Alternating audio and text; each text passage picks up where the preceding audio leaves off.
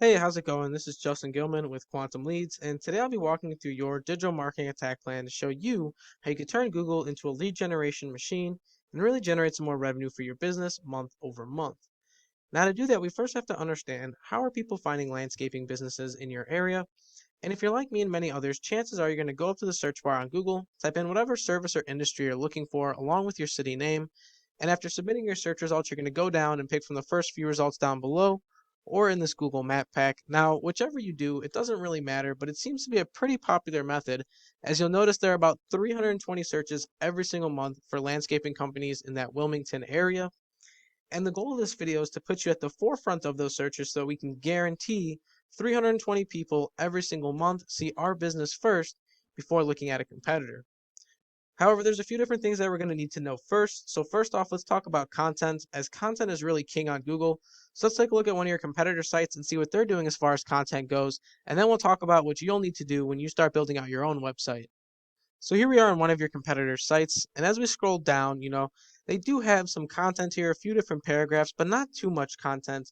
And that leaves the door wide open for somebody like us to really go in and build out our website because Google loves very contentful sites as it promotes a positive user experience by giving users something to engage with.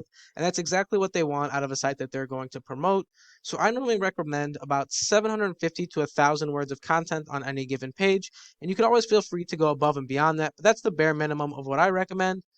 Also, if we go down this site, you will notice that they do have keywords, or the content that they do have is filled with keywords and phrases that are very industry specific. Now, keywords are essentially the most used words or phrases on a website.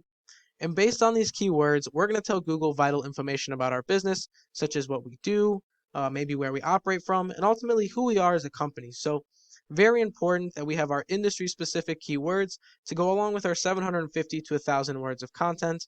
And that's going to really sum up our internal side of things. However, there's also the external side of things, which is going to be our backlinking and our citations. So, the way I like to look at it is that the internal side really sets the foundation and determines where we're going to rank, while the external side really helps us climb over our competitors. So let's take a look at this website's backlink structure and determine what you'll need to do to really go in and outrank them.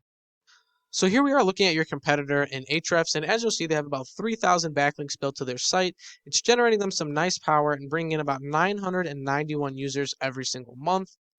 Now, those 991 users every single month are a direct result of both the internal things that they're doing as far as content and keywords, as well as the external stuff as far as backlinking goes. So the goal of this video is always to go bigger and better than our competitors. So if they have 3,000 backlinks, we're going to want upwards of 6,000, maybe even 9,000 to really push that margin with those quality backlinks. Now, like I said, it really makes you wonder if they're able to do this, what could almost 1,000 users every single month do for your business?